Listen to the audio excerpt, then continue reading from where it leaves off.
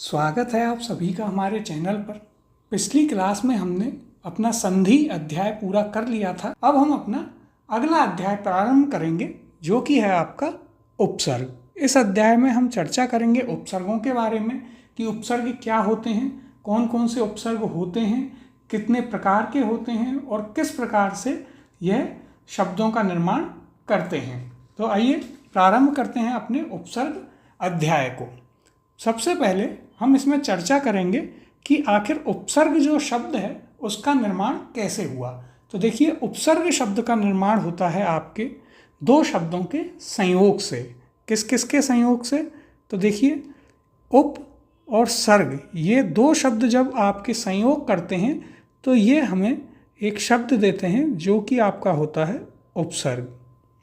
तो सबसे पहले हमने जाना कि उपसर्ग जो शब्द है उसकी उत्पत्ति कैसे हुई है। तो वह उप और सर्ग दोनों शब्दों के संयोग से इसकी उत्पत्ति हुई है। अब हम जानते हैं कि उपसर्ग होते क्या हैं। तो देखिए, उपसर्ग ऐसे शब्दांश हैं जो कि किसी मूल शब्द या प्रत्यय के पहले जुड़कर एक नए शब्द का निर्माण करते हैं। तो यहाँ पर हमें याद रखना है उपसर्ग की परिभाषा में कि उपसर्ग वे शब्दांश हैं जो कि किसी मूल शब्द अथवा प्रत्यय के पहले जुड़ते हैं। कहाँ पर जुड़ते हैं? तो हमें याद रखना है, तो यह आपके मूल शब्द या जो आपका प्रत्यय है उसके पहले जुड़ते हैं और एक नए शब्द का निर्माण करते हैं, और इन शब्दों को हम उपसर्ग, इन शब्दांशों को हम उपसर्ग कहते हैं। अब देखिए, ये जो शब्दांश हैं जो कि मूल शब्द या प्रत्यय से जुड़ रहे हैं, ये दो प्रकार से नए शब्दों का निर्माण कर सकते हैं। कैसे? एक आपका संयोग कर कर और दूसरा संधि कर कर। तो यहाँ पर हमें यह चीज़ भी याद रखनी है कि उपसर्ग जो हैं वे या तो संयोग के माध्यम से नए शब्दों का निर्माण करेंगे या फिर संधि के माध्यम से नए शब्दों का यहाँ पर निर्माण करेंगे। जैसे कि देखिए, संयोग से यह बनाते हैं प्रतिदिन, प्रतिहार, और संधि कर कर प्रत्येक, प्रतीत, जो कि हम संधि अध्याय में पढ़ चुके हैं। प्रति प्लस एक आपका प्रत्येक बनाता है और प्रति प्लस इति आपका बनाता है प्रतीत। तो इस प्रकार से संधि करके उपसर्ग नए शब्दों का भी निर्माण करते हैं और संयोग करके भी नए शब्दों का ये निर्माण करते हैं। तो यहाँ तक की जो चर्चा है उसमें हमने जाना उपसर्ग क्या होते हैं। तो उपसर्ग वे शब्दांश हैं जो कि किसी मूल शब्द या प्रत्यय के पहले जुड़कर एक नए शब्द का निर्माण करते हैं। और उपसर्ग नए शब्द का निर्माण दो प्रकार से कर सकते हैं, एक संयोग करके और दूसरा संधि के माध्यम से। तो यहाँ तक की हमने यह चर्चा की है। अब इसके बाद हम चर्चा करते हैं उपसर्ग के प्रकार, यानी कि उपसर्ग कितने प्रकार के होते हैं। तो देखिए, उपसर्ग होते हैं आपके चार प्रकार के, और कौन कौन से प्रकार के होते हैं उसकी हम चर्चा करेंगे। सबसे पहले हमें याद रखना है उपसर्ग आपके चार प्रकार के हैं। पहला संस्कृत के उपसर्ग, दूसरा संस्कृत के अव्यय, तीसरा हिंदी के उपसर्ग और चौथा विदेशी भाषाओं के उपसर्ग। तो यहाँ पर हम चर्चा कर रहे हैं उपसर्ग के प्रकारों की। तो उपसर्ग कितने प्रकार के हैं? उपसर्ग हैं आपके चार प्रकार के। कौन कौन से? तो देखिए, पहला आपका है संस्कृत के उपसर्ग, दूसरा है आपका संस्कृत के अव्यय, तीसरा है हिंदी के उपसर्ग और चौथा है आपका यहाँ पर विदेशी भाषाओं के उपसर्ग। अब एक एक करके हम इन प्रकारों की चर्चा भी करेंगे, कौन कौन से शब्द इन उपसर्गों में आते हैं उनकी भी चर्चा करेंगे, और क्या क्या इनके उदाहरण हैं उनकी भी यहाँ पर अब हम आगे चर्चा करेंगे। लेकिन उससे पहले हम कुछ इम्पोर्टेंट जो बिंदु हैं उन पर भी चर्चा कर लेते हैं। तो देखिए, सबसे पहले एक हमें जो नोट महत्वपूर्ण बिंदु यहाँ पर याद रखना है कि हिंदी एवं अरबी फारसी भाषा के जो उपसर्ग हैं वे सदैव संयोग करते हैं, संधि नहीं। तो यह आपका महत्वपूर्ण एक बिंदु है जो आपको याद रखना है कि हिंदी एवं अरबी फारसी भाषा के जितने भी उपसर्ग हैं वे सदैव संयोग ही करेंगे, संधि नहीं करेंगे। तो जब आप उन उदाहरणों को करेंगे या आपको पहचान करने के लिए प्रश्न में कहा जाएगा तो आपको वहाँ पर यह जो पॉइंट है काफ़ी मदद करेगा। आप पहचान पाएंगे कि यह हिंदी का उपसर्ग है, अरबी फारसी का है, क्योंकि यहाँ पर सिर्फ संयोग हो रहा है, संधि नहीं। दूसरा जो महत्वपूर्ण बिंदु है, जो नोट है हमारे पास, वह है कि उपसर्ग जो हैं वह मुख्यतः अपनी भाषा के शब्दों के साथ ही प्रयुक्त होते हैं। देखिए यहाँ पर हमें एक चीज़ याद रखनी है, यहाँ पर यह कहा गया है कि उपसर्ग जो हैं वह मुख्यतः अपनी भाषा के शब्दों के साथ ही प्रयुक्त होते हैं। ऐसा नहीं है कि सदैव ही अपनी भाषा के साथ में आते हैं, यानी कि ज़्यादातर यही होगा कि उपसर्ग अपनी भाषा के शब्दों के साथ ही प्रयुक्त होते हैं, लेकिन कई बार अपवाद स्वरूप दूसरी भाषा के साथ में भी प्रयुक्त होंगे। यह पॉइंट कह रहा है कि जैसे कि हिंदी भाषा के उपसर्ग हैं वे हिंदी भाषा के ही शब्दों के साथ प्रयुक्त होंगे अधिकतर। कई जगह वह आपको दूसरी भाषा के शब्दों के साथ भी उपसर्ग के रूप में देखने को मिल जाएंगे। तो यहाँ पर हमने उपसर्ग के प्रकार देखे। 4 प्रकार हैं उपसर्ग के: संस्कृत के उपसर्ग, संस्कृत के अव्यय, हिंदी के उपसर्ग और विदेशी भाषाओं के उपसर्ग। और 2 महत्वपूर्ण बिंदुओं पर यहाँ पर हमने चर्चा की। कौन कौन से? कि एक तो यह कि जो हिंदी एवं अरबी फारसी भाषा के उपसर्ग हैं वे सदैव संयोग करते हैं, संधि नहीं करते हैं। और दूसरा महत्वपूर्ण बिंदु था कि उपसर्ग जो हैं वे मुख्यतः अपनी भाषा के शब्दों के साथ ही प्रयुक्त होते हैं। अब हम उपसर्ग के जो प्रकार हैं उन पर चर्चा करते हैं थोड़ी विस्तार में। तो आइए सबसे पहले हम यहाँ पर चर्चा करेंगे आपके अरबी फारसी भाषा के जो उपसर्ग हैं उनके ऊपर, कौन कौन से उपसर्ग हैं और उनके क्या क्या उदाहरण हैं, उन पर हम एक एक करके चर्चा करेंगे। ये विदेशी भाषाओं के उपसर्ग में आते हैं, जिसमें हमारे पास हैं पहले अरबी फारसी भाषा के उपसर्ग। तो आइए इन पर चर्चा करते हैं। देखिए पहला आपका अरबी फारसी भाषा का पहला उपसर्ग है आपके पास अल। अल जो कि निश्चित का अर्थ देता है।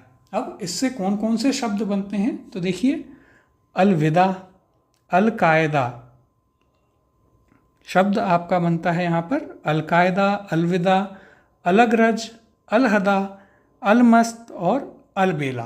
तो देखिए जब आप इन्हें करें, आराम से आप वीडियो को रोककर इन शब्दों को लिखें और जब आप इन्हें वापस पढ़ें तो कुछ शब्द ऐसे होंगे जो आपको पहली बार में ही याद हो जाएंगे, जैसे कि आपका अलविदा हो गया, अलमस्त हो गया, अलबेला हो गया और अलकायदा। लेकिन जैसे कि यहाँ पर 2 शब्द अलग से हैं, जैसे कि अलगरज और अलहदा, तो इन्हें आप बार बार लिखें जिससे कि ये आपको याद रहें। जो आपको पहली बार में ही याद हो गए हैं वे आपको कभी परेशान नहीं करेंगे, लेकिन जो शब्द आपको पहली बार में याद नहीं होते हैं उन्हें आप बार बार अलग से लिख लें, जिससे कि वे आपको याद रहें अंतिम समय तक। तो देखिए पहला अरबी फारसी भाषा का जो उपसर्ग हमने देखा है वह है आपका अल, जो कि अर्थ देता है निश्चित का।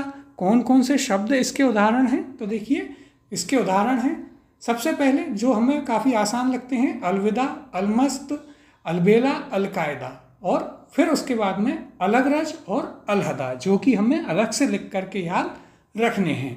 अब दूसरा उपसर्ग देखते हैं। तो देखिए अरबी फारसी भाषा का यहाँ पर दूसरा उपसर्ग है आपका एन, यानी कि ठीक, जो ठीक का एन जिसका अर्थ होता है ठीक, एन।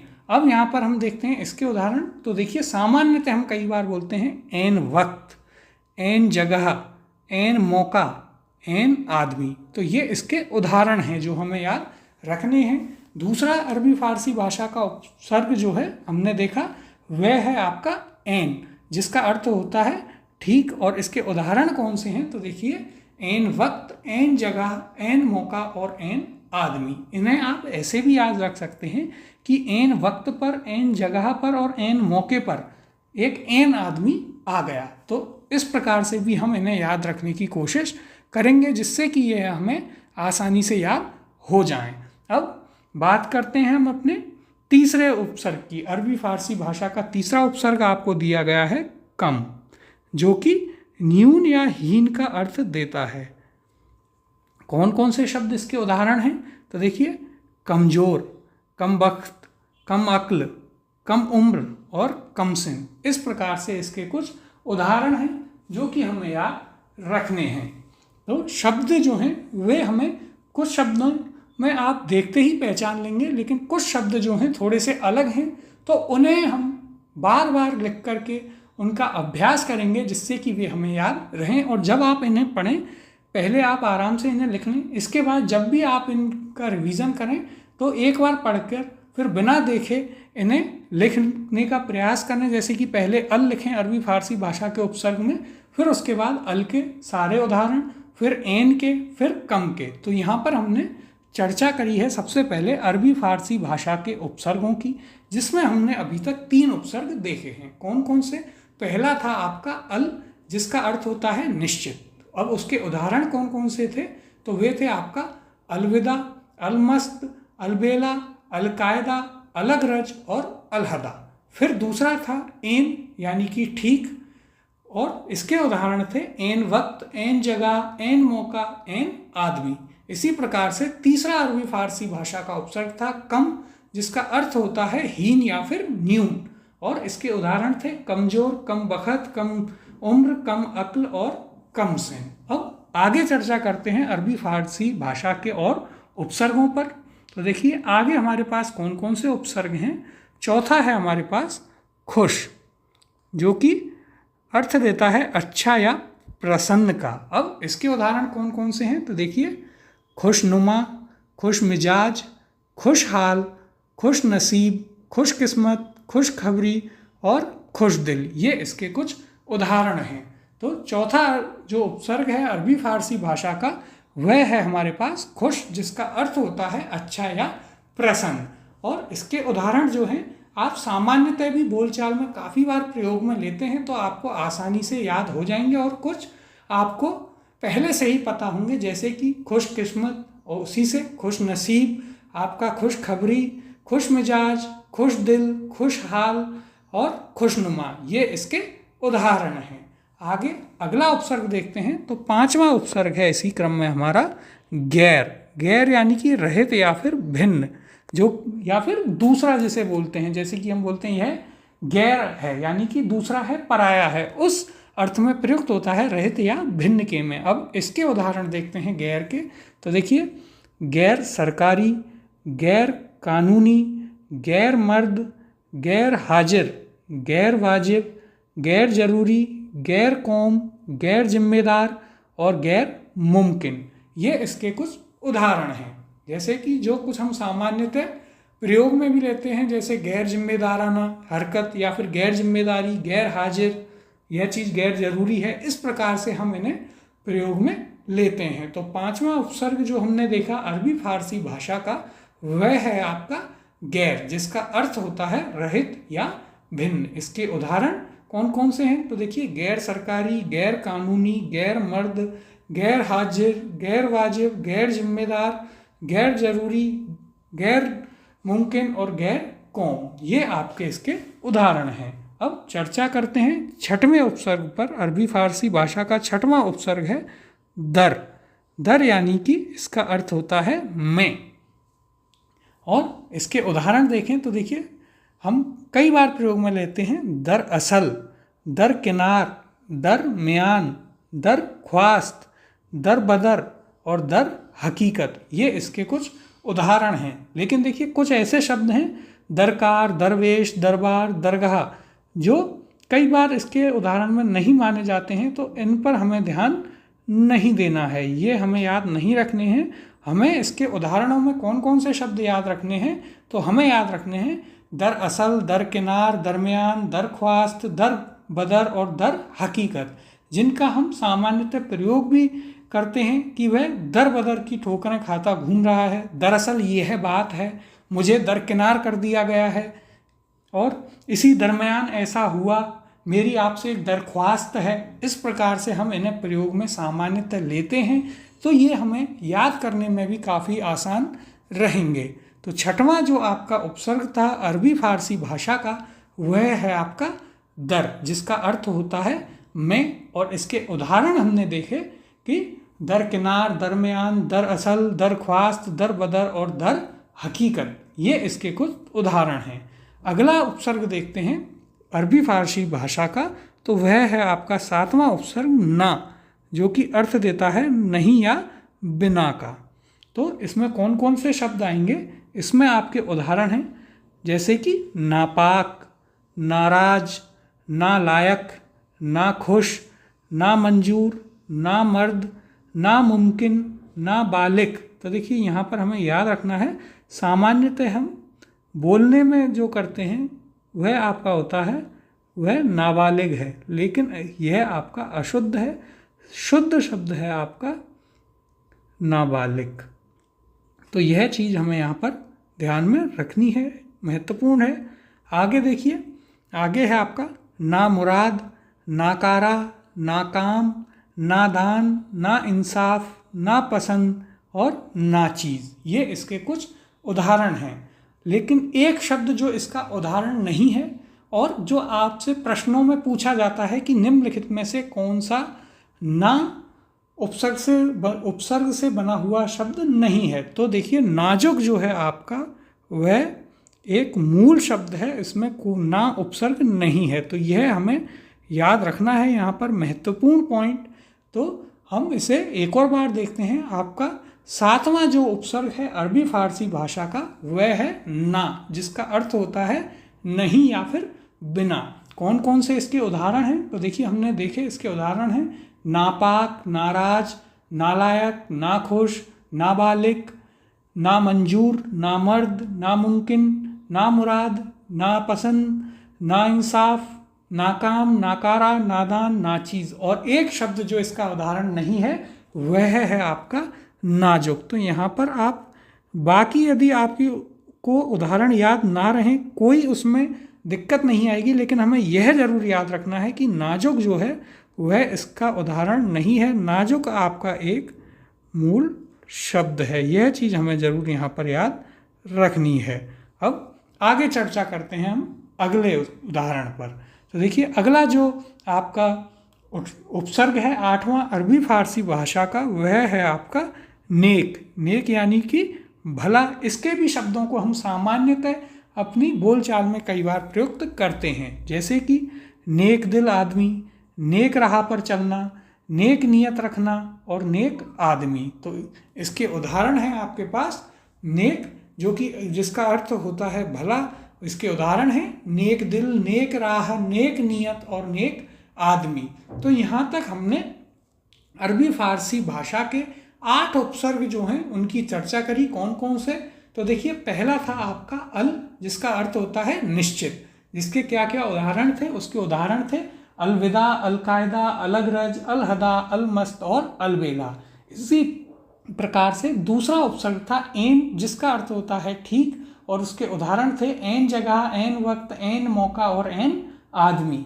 तीसरा उपसर्ग हमने देखा था कम, जिसका अर्थ था न्यून या फिर हीन, और उसके उदाहरण देखे थे कमजोर, कम अकल, कम बखत, कम उम्र और कम सिन। और चौथा जो उपसर्ग है अरबी फारसी भाषा का वह है आपका खुश, जिसका अर्थ था अच्छा या प्रसन्न, और इसके उदाहरण थे खुश दिल, खुश नुमा, खुश खबरी, आपके खुशहाल, खुश मिजाज, खुश किस्मत, खुश नसीब। इस प्रकार से इसके उदाहरण थे। फिर 5वां जो उपसर्ग है अरबी फारसी भाषा का वह है आपका गैर, जिसका अर्थ था रहित या भिन्न, और उसके उदाहरण थे गैर सरकारी, गैर जरूरी, गैर मुमकिन, गैर हाजिर, गैर वाजिब, गैर कौम।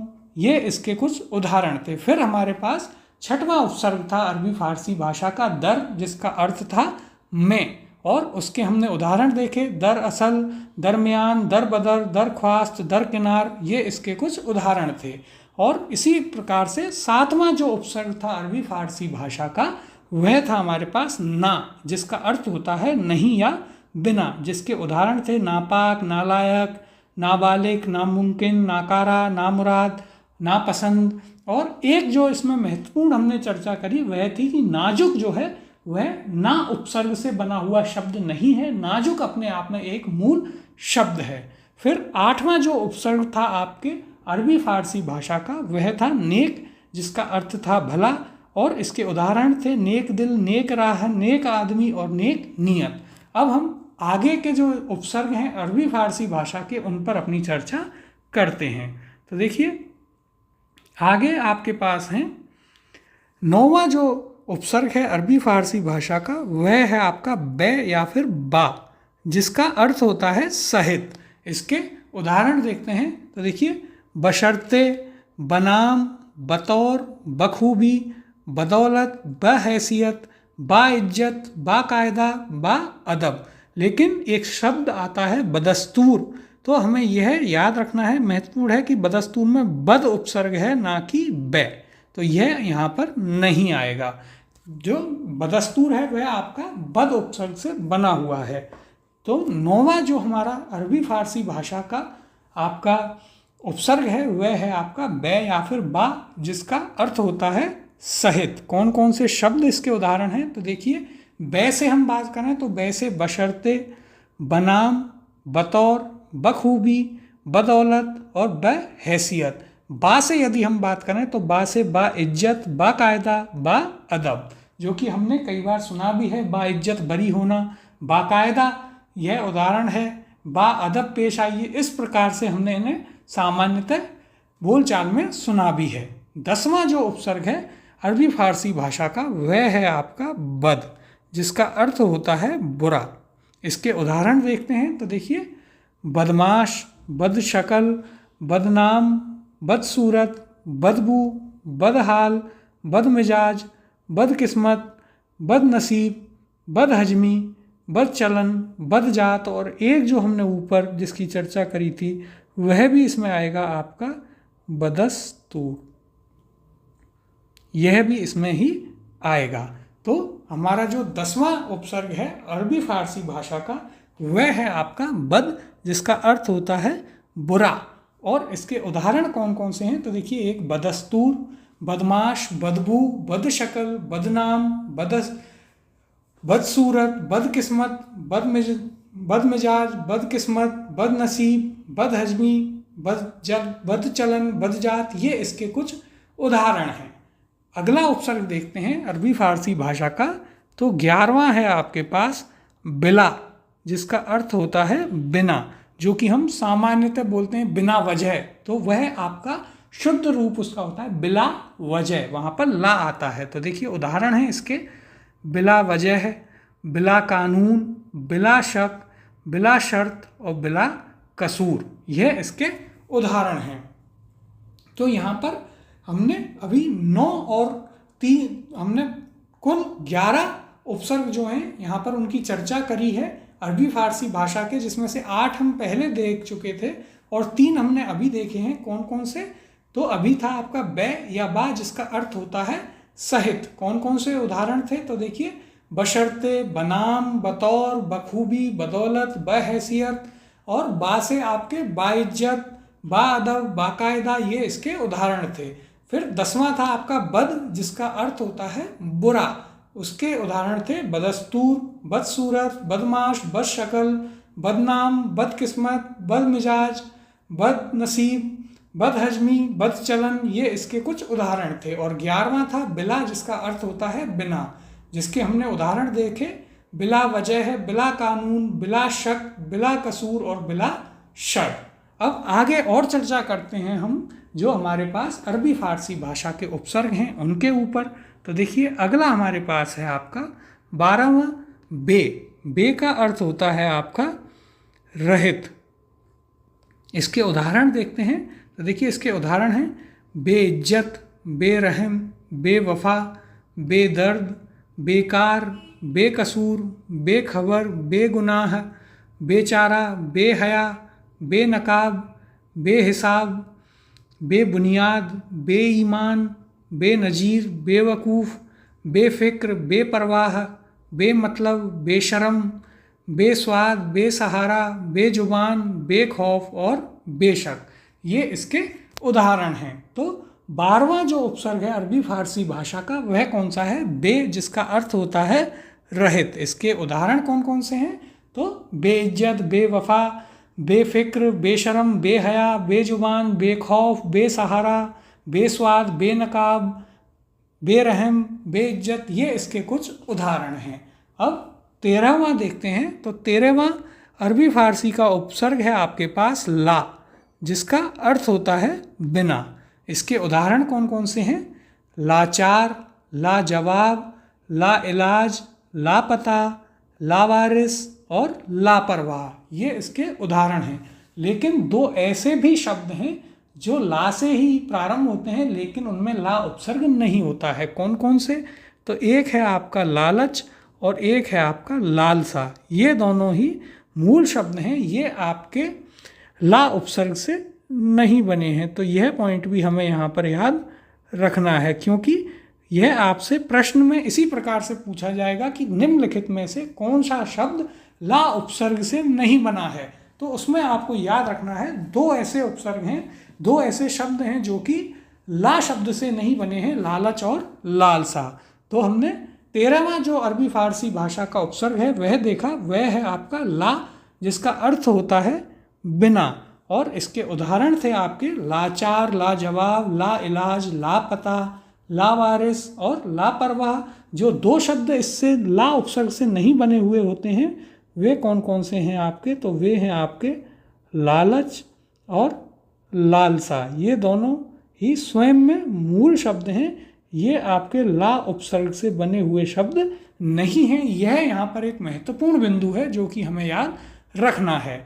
अगला देखते हैं, तो देखिए अगला उपसर्ग अरबी फारसी भाषा का 14वां उपसर्ग है हमारे पास सर, जिसका अर्थ होता है मुख्य या फिर प्रधान। इसके उदाहरण कौन कौन से हैं, तो देखिए सरपंच जो कि मुख्य पंच होता है, फिर सरताज, सरकार, सरदार, सरहद और सरनाम, जिससे आपका इंग्लिश का जो वर्ड सरनेम बना है वह आपके सरनाम से ही बना है। तो 14वां जो आपका उपसर्ग है अरबी फारसी भाषा का वह है आपका सर, जिसका अर्थ होता है मुख्य या फिर प्रधान। इसके उदाहरण कौन कौन से हैं, तो इसके उदाहरण हैं आपके पास सरपंच, सरताज, सरकार, सरदार, सरहद और सरनाम।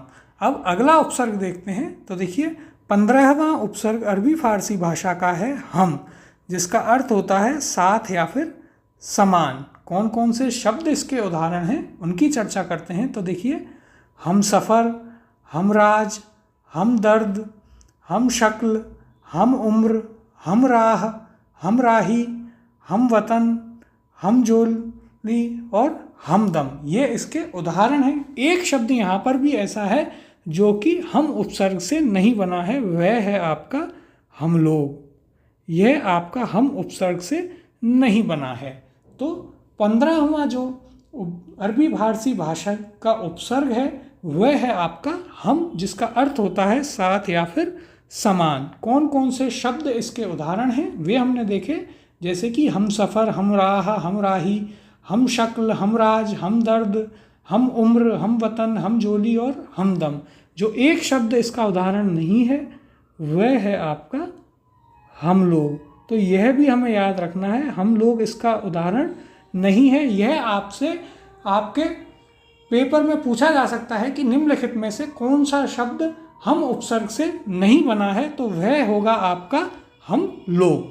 अब 16वां जो आपका अरबी फारसी भाषा का उपसर्ग है उसकी चर्चा करें तो वह है आपका हर, जिसका अर्थ होता है प्रत्येक। और इसके शब्दों को भी हम सामान्यतः बोलचाल में कई बार प्रयोग में लेते हैं। तो इसके उदाहरण देखते हैं। इसके उदाहरण हैं हर पल, हर घड़ी, हर दम और हर रोज, ये इसके उदाहरण हैं। तो देखिए यहाँ पर हमने जो आपके अरबी फारसी भाषा के उपसर्ग देखे उन्हें हम पुनः देख लेते हैं।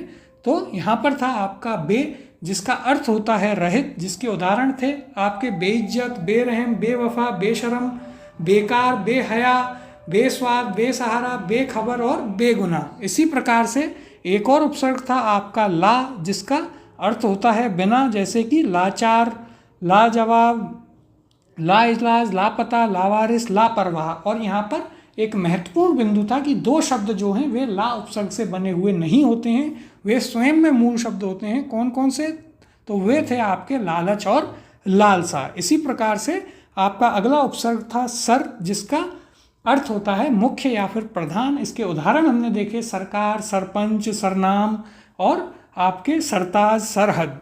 फिर आपका 15वां जो अरबी फारसी भाषा का उपसर्ग था वह था हम, जिसका अर्थ था साथ या फिर समान। इसके उदाहरण थे हम शक्ल, हम उम्र, हम वतन, हम सफ़र, हम राज, हम दर्द।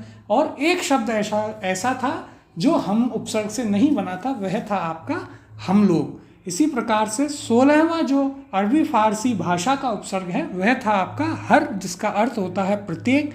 उसके उदाहरण भी हमने देखे, हर पल, हर घड़ी, हर दम, हर रोज, ये इसके कुछ उदाहरण थे। तो यहाँ पर हमने अभी तक चर्चा करी कि उपसर्ग क्या होते हैं। एक तो उपसर्ग वे शब्दांश होते हैं जो मूल शब्द या प्रत्यय के पहले जुड़कर उसके एक नए शब्द का निर्माण करते हैं, और उपसर्ग संयोग या संधि दोनों में से किसी माध्यम से जो है आपके शब्द का निर्माण कर सकते हैं। फिर हमने उपसर्ग के प्रकार देखे, 4 प्रकार थे: संस्कृत के उपसर्ग, संस्कृत के अव्यय, हिंदी के उपसर्ग और विदेशी भाषाओं के उपसर्ग। फिर हमने अभी चर्चा करी आपके अरबी फारसी भाषा के उपसर्गों पर, जिनमें हमने कुल 16 उपसर्ग यहाँ पर देखे। अरबी फारसी भाषा के कौन कौन से शब्द उनसे बनते हैं वे देखे, और कुछ हमने ऐसे शब्द भी देखे जो देखने पर लगते हैं कि ये इस उपसर्ग से बना है, लेकिन वास्तव में वह एक मूल शब्द होता है। अब थोड़ी चर्चा और करते हैं हम आगे इसी क्रम में। तो देखिए यहाँ पर अब हम चर्चा करेंगे कुछ उपसर्गों का तुलनात्मक अध्ययन, यानी कि वे एक समान से लगते हैं लेकिन अलग अलग होते हैं। जैसे कि यहाँ पर हम चर्चा करेंगे परा, पर और पर की। तो देखिए एक परा जो है वह आपका संस्कृत का उपसर्ग है, पर आपका संस्कृत का अव्यय है, और पर जो है वह हिंदी का उपसर्ग है। तो इनके जो शब्द हैं वे हमें याद रखने हैं, क्योंकि हम हिंदी की चर्चा कर रहे हैं। तो संस्कृत के जो अव्यय हैं वे हमारे जो परीक्षा है उसमें नहीं पूछे जाएंगे।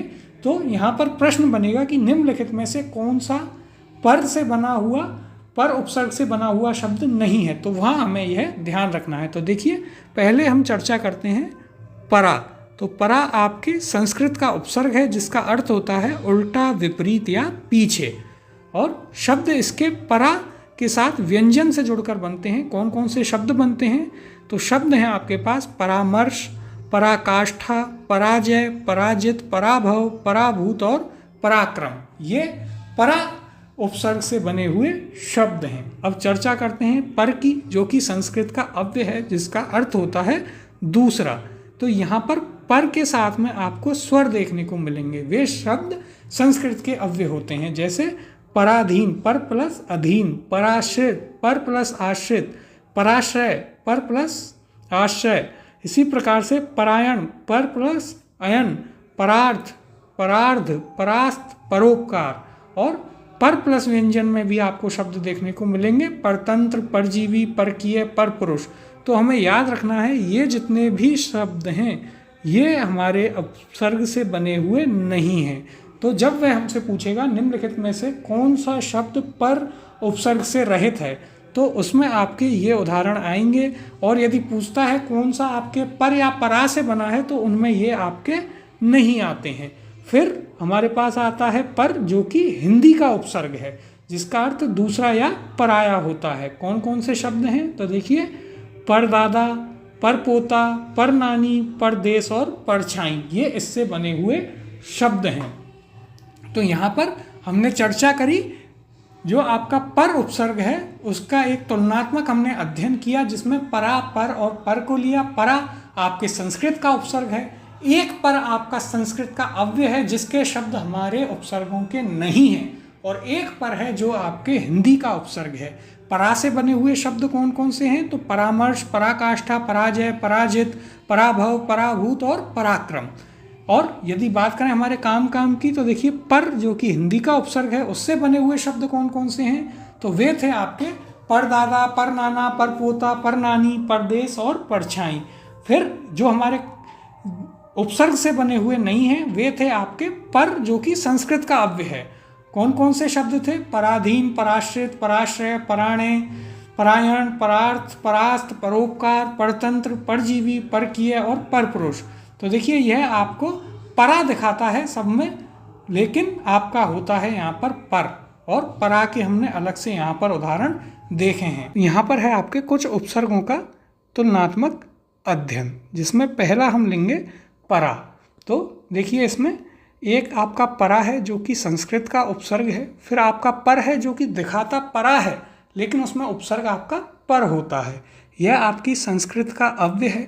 और एक और पर है जो कि हिंदी का उपसर्ग है। अब इनकी एक एक करके हम चर्चा करते हैं और इनके तुलनात्मक अध्ययन को समझते हैं। तो देखिए पहले है परा, यह संस्कृत का उपसर्ग है और यदि आप चर्चा करें इसका अर्थ तो इसका अर्थ होता है उल्टा, विपरीत या पीछे। अब इससे कौन कौन से शब्द बनते हैं तो देखिए यहाँ पर आपके पास उदाहरण है परामर्श, पराकाष्ठा, पराजय, पराजित, पराभव, पराभूत और पराक्रम।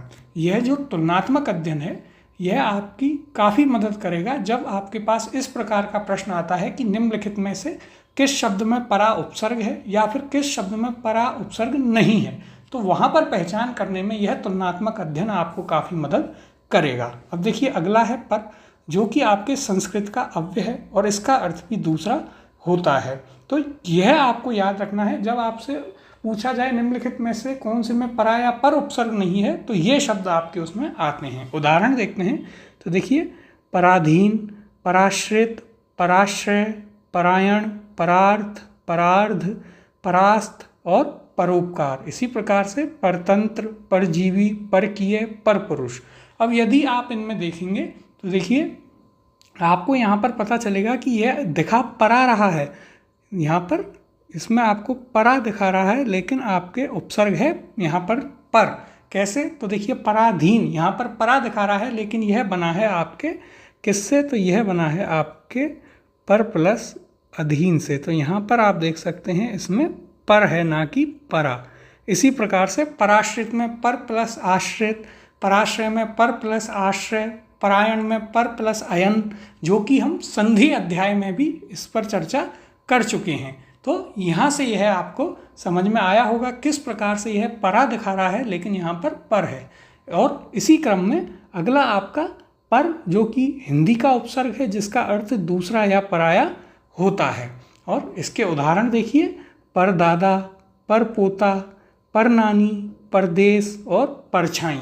तो यहाँ पर यह एक परा उपसर्ग का तुलनात्मक अध्ययन जो है आपको समझ में आया होगा, किस प्रकार से आपको परा उपसर्ग दिखाता है लेकिन उसमें पर होता है और कहाँ आपके परा उपसर्ग के वास्तविक जो है वास्तविकता में परा उपसर्ग है, कहाँ आपको परा दिखा करके पर होता है। तो ये हमें तुलनात्मक अध्ययन जो है अच्छे से समझना है और इसके उदाहरणों को हमें याद रखना है। अब आइए अगले पर चर्चा करते हैं। तो देखिए अगला है हमारे पास अनुपसर्ग। इसमें भी हमने 3 पर चर्चा करी है। तो देखिए यहाँ पर अनु, अन और अन है। तो देखिए पहला है अनु, यह आपकी संस्कृत का उपसर्ग है जिसका अर्थ पीछे, साथ या समान है। इसके उदाहरण देखें तो देखिए इसके उदाहरण हैं अनुसार, अनुक्रम, अनुरूप, अनुग्रह, अनुज, अनुमान, अनुदान, अनुभव। इसी प्रकार से अनुदित, जो कि अनु प्लस उदित से बना, अन्वित, अनु प्लस इत से, अन्वय, अनु प्लस अय, अन्विति, अनु प्लस इति, अन्वेषण, अनु प्लस एषण से बना। इसी प्रकार से अनुष्ठान और अनुच्छेद, अनुषंग और अनुषंगी। इस प्रकार से यह देखिए यहाँ पर तो कुछ शब्द ऐसे हैं जहाँ पर आपको अन दिखा रहा है, जैसे कि अन्वय, अन्विति, अन्वेषण, और लेकिन यहाँ पर आपका उपसर्ग है अनु। तो यहाँ हमें यह याद रखना है कि आपको अनु दिखाएगा लेकिन उपसर्ग आपका अन होता है। और कौन कौन से शब्द इससे बने उनकी हमने चर्चा करी। अगला है इसी में अन, जो कि आपके संस्कृत का अव्यय है जिसका अर्थ होता है अभाव, निषेध या रहित। अब इससे कैसे शब्द बन रहे हैं और क्या उनके उदाहरण हैं उन पर चर्चा करते हैं। तो देखिए आपका अन प्लस अधिकार बनाता है अनधिकार, अन प्लस अधिकृत अनधिकृत, अन प्लस आदि अनादि और अन प्लस आवश्यक अनावश्यक यहाँ पर बनाता है। इसी प्रकार से आपके अनंत, अनर्थ, अनिच्छा, अनेक, अनुर्वर, अनुपम, अनुदार, अनुदात, अनुपयोगी, अनुत्पादक और अनुपजाऊ। तो देखिए यहाँ पर आपको यह अनु दिखा रहा है लेकिन आपका उपसर्ग है यहाँ पर अन। यदि आप बात करेंगे अनुत्पादक की तो देखिए यह भी आपके कैसे बना है, तो यह आपका बना है अन प्लस उत्पादक से। और कैसे फिर यहाँ पर यह शब्द निर्माण हुआ संधि से, वह हम संधि अध्याय में पढ़ चुके हैं। तो हमें इसका ध्यान रखना है कि यहाँ पर किस प्रकार से यह आपको अनु दिखा रहा है लेकिन अन उपसर्ग यहाँ पर प्रयुक्त हुआ है। फिर है आपका अन, जो कि हिंदी का उपसर्ग है जिसका अर्थ अभाव, विना या विपरीत है। इसमें यदि आप उदाहरण देखेंगे तो आपके पास है अनदेखा, अनजाना, अनसुना, अनमना, अनपढ़, अनहोनी। तो यहाँ पर आप सीधे देख सकते हैं कि यहाँ पर अन उपसर्ग प्रयुक्त हुआ है। तो हमें मुख्यतः यहाँ पर ध्यान रखना है आपके अन, जो कि एक संस्कृत का अव्यय है, इसके जो उदाहरण हैं उनका, और अनु में जो उपसर्ग है, अनु उपसर्ग संस्कृत का उपसर्ग है, उसमें भी कुछ शब्द ऐसे हैं। इसे हम एक और बार अच्छे से देखते हैं। तो देखिए यहाँ पर हमने तुलनात्मक अध्ययन किया है अन उपसर्ग का, जो कि आपको दिखाता अनु है, लेकिन वास्तविकता में वहाँ पर अन उपसर्ग प्रयुक्त होता है।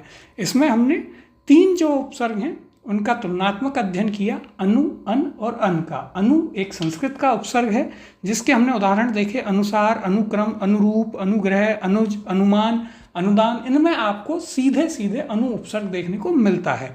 लेकिन कुछ उदाहरण इसके ऐसे हैं जैसे कि अन्वय, अन्विति, अन्वेषण, अनुष्ठान, जिनमें आपको अन सीधे अनु जो है नहीं देखने को मिलता है, अन दिखाता है, लेकिन आपका उपसर्ग अनु वहाँ पर प्रयुक्त हो रहा होता है। फिर देखा हमने यहाँ पर अन जो कि संस्कृत का अव्यय है और जिसके उदाहरण हमने देखे, अनधिकार, अनधिकृत, अनंत, अनर्थ, अनेक। इनमें आपको सीधे सीधे अन देखने को मिलता है, लेकिन कुछ उदाहरणों में अनु दिखा करके अन उपसर्ग है, जैसे आपका अनुदार, अनुदान, अनुत्पादक, अनुपजाऊ। इस प्रकार से कुछ इसके उदाहरण थे। फिर आपका अन था जो कि हिंदी का उपसर्ग है, और उसके उदाहरणों में सीधे सीधे हमें अन उपसर्ग देखने को मिलता है, अनदेखा, अनजाना, अनसुना, अनपढ़। इस प्रकार के इसके हमने उदाहरण देखे। अब आगे हम चर्चा करते हैं अगले अपने तुलनात्मक अध्ययन पर। देखिए अगला हमारा तुलनात्मक अध्ययन यहाँ पर किया गया है आपके अंतर में। तो देखिए यह संस्कृत के अव्यय हैं। एक तरफ आपका अंतर इस प्रकार से है और यह आपका इधर भी अंतर है। जो अंतर जिसमें हलंत आ रहा है वो उसका अर्थ होता है एक के मध्य या फिर में। तो यह यहाँ पर इन दोनों का अर्थ जरूर हमें क्लियर कर लेना है, स्पष्टतः है हमें याद रखना है। तो देखिए जिसमें आपका हलंत आ रहा है अंतर में वह होता है एक के ही मध्य में, और जो जहाँ हलंत नहीं आ रहा है अंतर में वह होता है किन्हीं दो के मध्य, यानी कि उन दो के बीच में।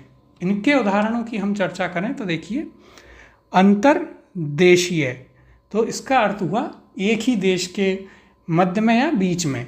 इसी प्रकार अंतर्राष्ट्रीय, अंतर्राज्यीय, अंतर्जातीय, अंतरंग, अंतरात्मा, अंतर्मन, अंतर्गत, अंतर्धान, अंतर्भाव और अंतर्घात। ये आपके अंतर जिसमें हलंत आ रहा है उसके उदाहरण हैं। इसका अर्थ होता है एक के ही बीच में। तो देखिए इन उदाहरणों को भी हम अच्छे से थोड़ा थोड़ा विस्तार में समझते हुए चलते हैं।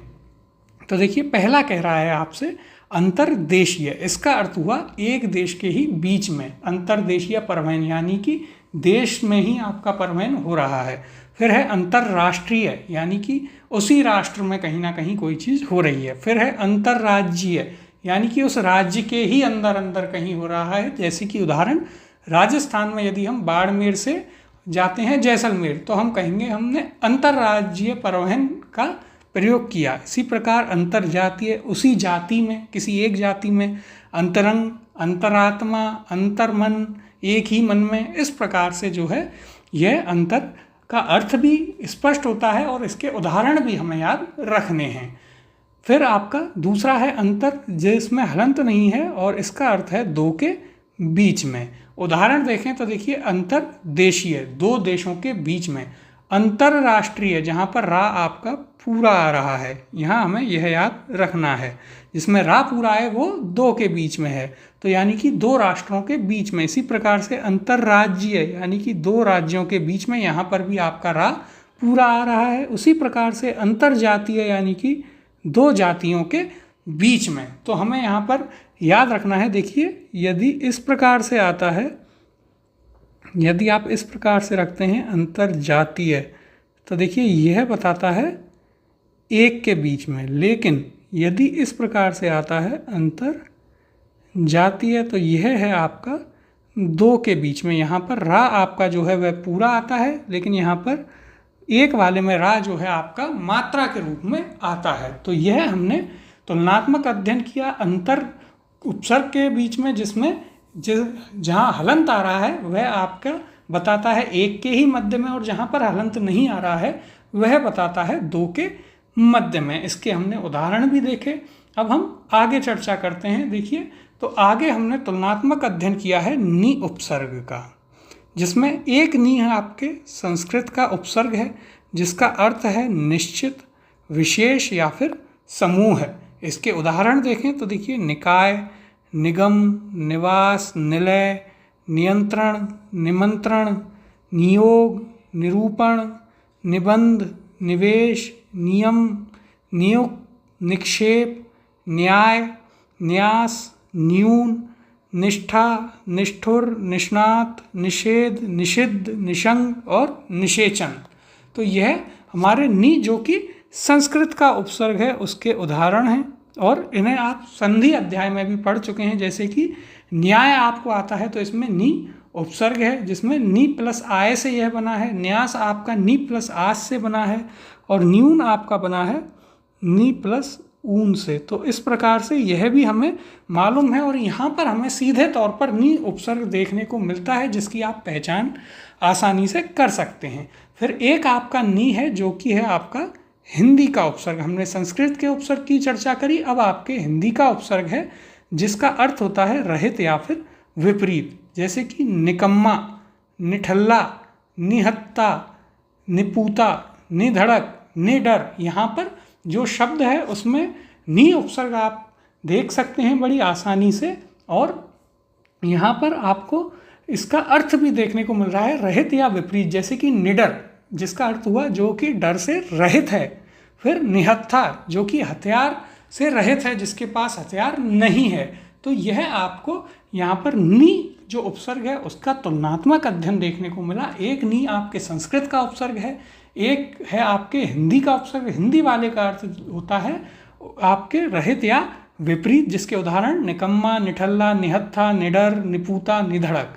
फिर हमने देखा नि जो कि संस्कृत का उपसर्ग है, जिसका अर्थ होता है निश्चित, विशेष या फिर समूह। जैसे कि नियंत्रण, निमंत्रण, निबंध, निवेश, न्याय, न्यास, न्यून। इस प्रकार से हमने यहाँ पर चर्चा करी तुलनात्मक अध्ययन की आपके नि उपसर्ग की।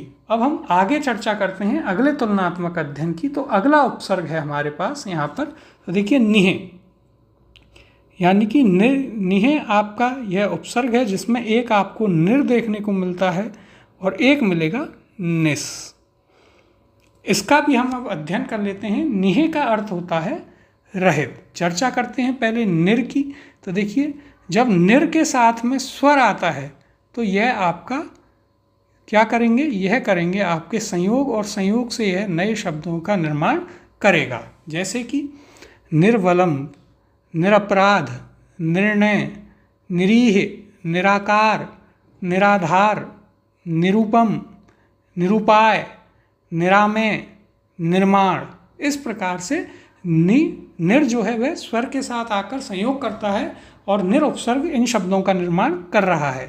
फिर हम देखते हैं आपका निर व्यंजन के साथ जब आता है, तो देखिए जो रा हलंत में है वह व्यंजन पर ऊपर मात्रा के रूप में चला जाता है। यह हम संधि अध्याय में भी चर्चा कर चुके हैं, और शब्दों का निर्माण करता है। जैसे कि निर्जन, निर्धन, निर्गम, निर्गुण, निर्जर, निर्लज्ज, निर्झर, निर्मम और निर्मल। तो देखिए यहाँ पर हम तुलनात्मक अध्ययन कर रहे हैं निर और निस का। तो सबसे पहले हमने चर्चा करी है आपके निर उपसर्ग की। इसके हमने उदाहरण देखे हैं। तो देखिए, जब यह स्वर के साथ होगा तो संयोग करता है, और र आपके सामान्य रूप से आता है स्वर की मात्रा लेके। जैसे कि निर्वलम, तो यहाँ पर आपका निर प्लस अवलंब होता है। निरपराध, तो यह आपका कैसे बना निरपराध, ये इसकी हम संधि में भी चर्चा कर चुके हैं। तो देखिए यह आपका बना है इस प्रकार से, निर प्लस अपराध। और हम जानते हैं कि ए जो है वह अपनी मात्रा यहाँ पर देता है आपके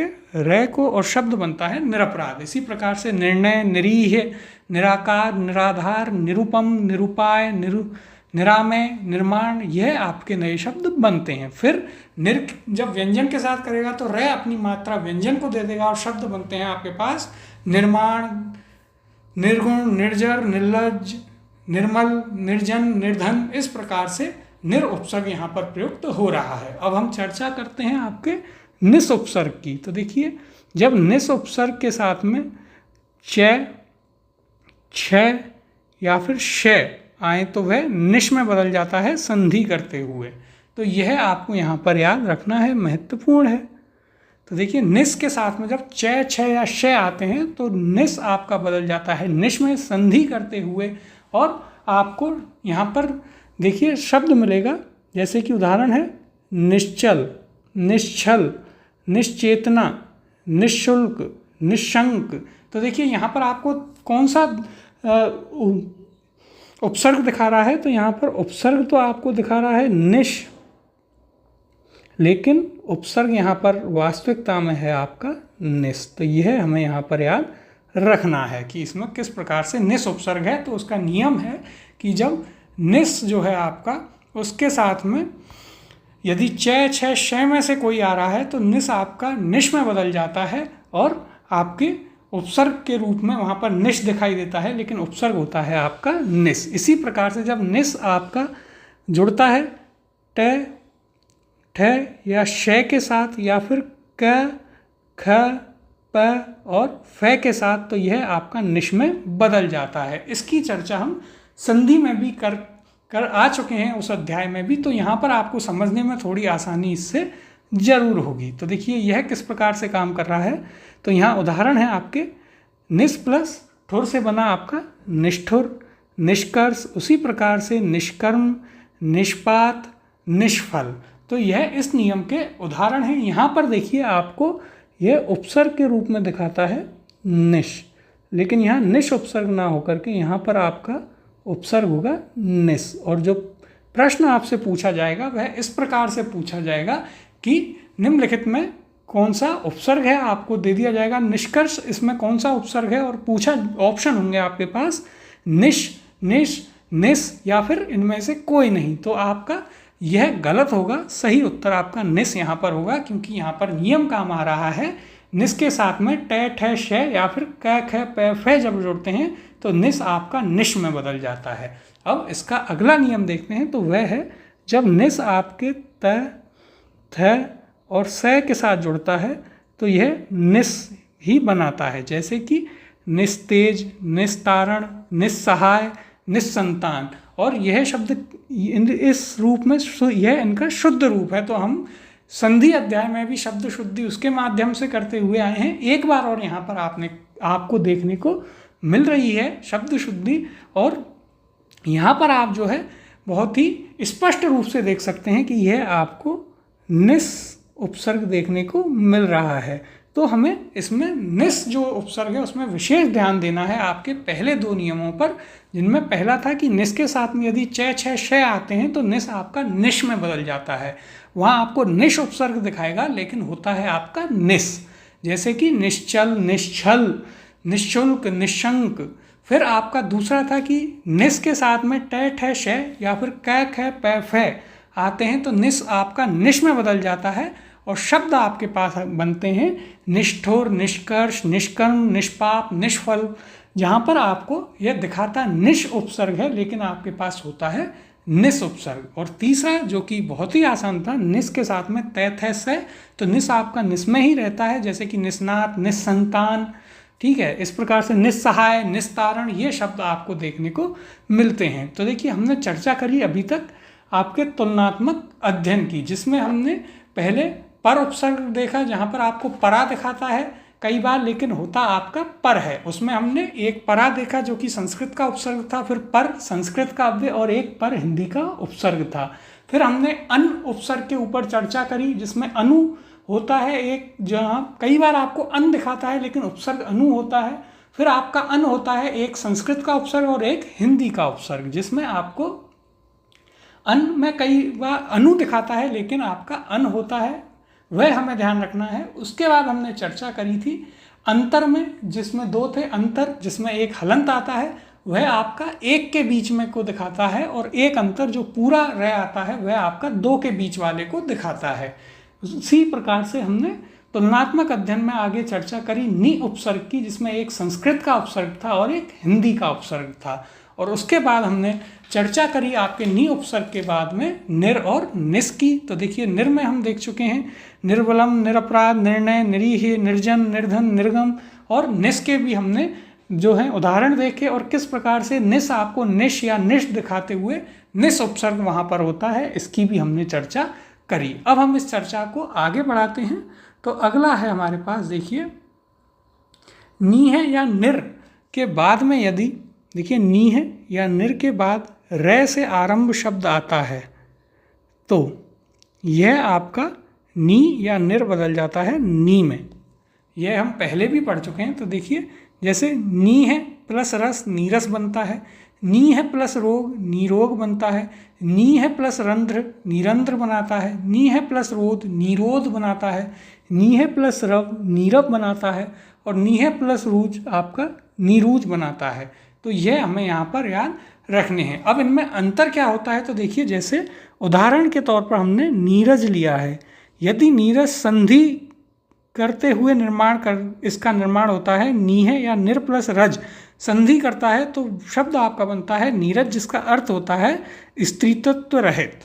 और यदि नीरज संयोग से बनता है नीर प्लस जय से तो इसका अर्थ क्या होता है, तब अर्थ आता है कमल। तो यह चीज़ हमें यहाँ पर याद रखनी है कि संधि में अलग अर्थ निकलता है और संयोग में उसी शब्द का अर्थ अलग निकल रहा है। जिस प्रकार से यहाँ पर नीरद है, इसका संधि जब करते हैं तो दांत रहित अर्थ होता है और संयोग जब करते हैं तो बादल इसका अर्थ होता है। तो देखिए यह काफ़ी आसान है हमारे लिए समझने को कि नीह या निर के बाद जब रे से आरंभ शब्द आते हैं, यह हमने संधि अध्याय में भी इस पर चर्चा करी थी। तो नीर या फिर नीह आपका नी में बदल जाता है और उसके उदाहरण हैं नीरस, नीरोग, नीरंध्र, नीरोध, नीरव, नीरूज। तो यहाँ पर आपसे सीधा जब प्रश्न आएगा कि निम्नलिखित में से किसमें नी उपसर्ग है, तो वहाँ आप इस नियम को काम में लेते हैं और यहाँ से आपको यह समझ में आएगा। अब देखिए हम अंत में चर्चा करेंगे उपसर्गों में संस्कृत के उपसर्गों की। तो संस्कृत के कितने उपसर्ग होते हैं, तो संस्कृत के उपसर्ग हैं आपके 22 और हमें याद रखने हैं कि ये कौन कौन से 22 उपसर्ग हैं संस्कृत के। इसके बाद जब हम इनके प्रश्नों का अभ्यास करेंगे तो वहाँ पर आपको इनके शब्द भी मिल जाएंगे और इन शब्दों से बने हुए इन उपसर्गों से बने हुए जो शब्द हैं उन्हें आप देखते ही पहचान लेंगे कि इसमें यह उपसर्ग प्रयुक्त किया गया है। तो हमें यहाँ पर मुख्यतः संस्कृत के इन 22 उपसर्गों को याद रखना है। तो आइए एक एक करके देखते हैं कौन कौन से उपसर्ग हैं। तो देखिए हम इन्हें 4 के क्रम में याद रखेंगे। पहला क्रम है अति, अधि, अपि, अभि। तो ये आपके पहले 4 संस्कृत के उपसर्ग हैं। कौन कौन से, तो देखिए यहाँ भी हम इन्हें लिख लेते हैं एक और बार। अति, अधि, इस प्रकार से आप भी इन्हें आराम से लिख लिख कर ही याद करें। अधि, अति, अधि, अपि और एक आपका आया अभि। तो यह आपका पहला 4 का सेट हुआ। इसके बाद अगला हम देखते हैं। तो देखिए अगला है आपका नी, वि, प्रति, परि। तो यह हमें याद रखना है। पहले में थे आपके अति, अधि, अपि, अभि, फिर आपके हैं नी, वि, प्रति और परि। तो ये अभी तक संस्कृत के 8 उपसर्ग हुए। इससे आगे हम चर्चा करेंगे। तो देखिए अनु, सु, प्र, परा कौन कौन से हैं, तो यहाँ पर हैं आपके पास अनु, सु, प्र और परा। तो अभी तक हमने 12 संस्कृत के उपसर्ग देखें कौन कौन से। पहला हमारा सेट था अति, अधि, अपि, अभि का, फिर था आपका नी, वि, प्रति, परि का, फिर अनु, सु, प्र, परा का, और अब चौथा है आपके पास आ, अप, उप, अव। तो देखिए यहाँ पर चौथा है हमारे पास आ,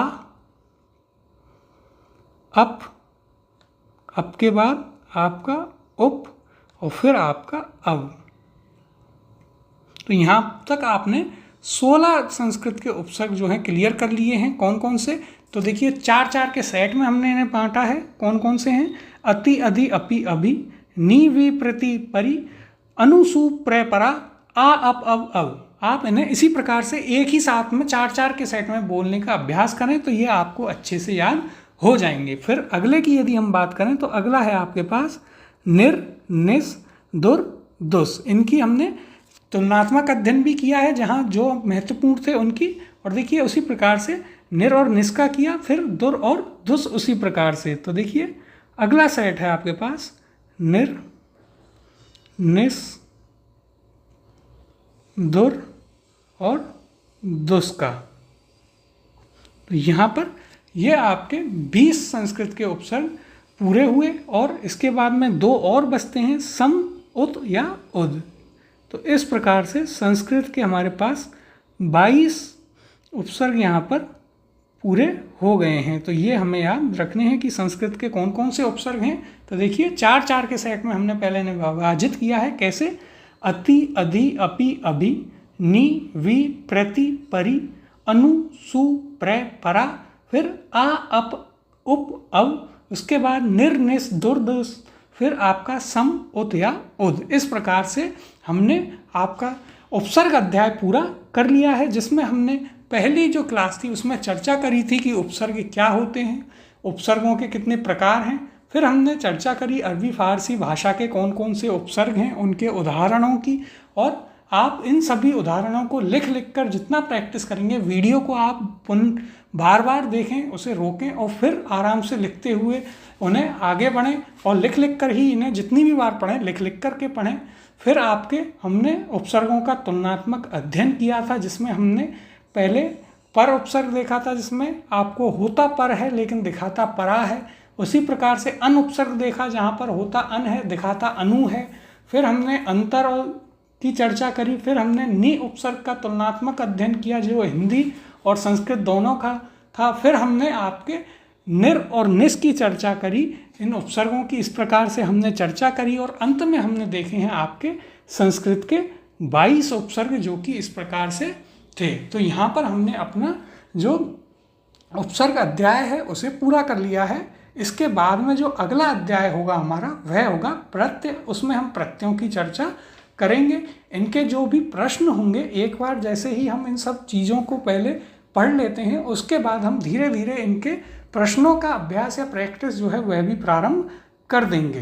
तो यहाँ पर देखिए हमारा उपसर्ग अध्याय जो है वह पूरा हो चुका है। अगली क्लास से चर्चा करेंगे आपके प्रत्यय अध्याय की। इससे पहले हमने जो हमारा पहला अध्याय था ध्वनि एवं वर्ण विचार, वह पूरा कर लिया है। उसके बाद में हमने संधि एवं संधि विच्छेद अध्याय को पूरा किया। फिर आपके उपसर्ग अध्याय को आज पूरा किया है, और इसके बाद हम 2 या 3 क्लासों में ही आपके प्रत्यय अध्याय को भी पूरा कर लेंगे, और इसी प्रकार से आगे बढ़ते हुए चलेंगे। तो आप हमारे चैनल के साथ जुड़े रहें, और इसी प्रकार से हम पूरे हिंदी का जो सिलेबस है सब इंस्पेक्टर का, उसे भी पूरा कर लेंगे। तो यह हमारा अध्याय इसके साथ ही पूरा होता है। इसके हमने जो चर्चा करी उसमें हमें 2 और महत्वपूर्ण पॉइंट जो थे, नोट हमें याद रखने हैं। कि एक तो यह था कि हिंदी एवं अरबी फारसी भाषा के जो उपसर्ग हैं वे सदैव संयोग ही करेंगे, वे संधि नहीं करेंगे। यदि आपको कहीं भी उपसर्ग में संधि दिखती है तो वह संस्कृत का है, हिंदी और अरबी फारसी भाषा का नहीं है। और दूसरा हमारे महत्वपूर्ण जो पॉइंट था वह यह था कि उपसर्ग जो हैं वे मुख्यतः अपनी भाषा के शब्दों के साथ ही प्रयुक्त होते हैं, जिसमें हमें यह पॉइंट बहुत ध्यान में रखना है कि मुख्यतः अपनी भाषा के साथ में प्रयुक्त होते हैं, सदैव अपनी भाषा के साथ में प्रयोग होते हैं, ऐसा नहीं कहा गया है। तो अब हम अगली क्लास में चर्चा करेंगे प्रत्यय अध्याय।